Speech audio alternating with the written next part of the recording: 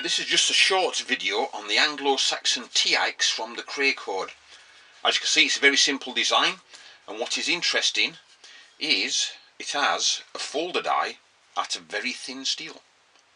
It's fire welded together, so it gives a very light axe. It also gives an axe with a very thin edge. Now this was discovered, like I said, at the Crayke Hoard in North Yorkshire, about the 10th to the 11th century, so it's dated towards the end of the Anglo-Saxon period. And as you can see, it's not really a heavy axe, but it does do the job.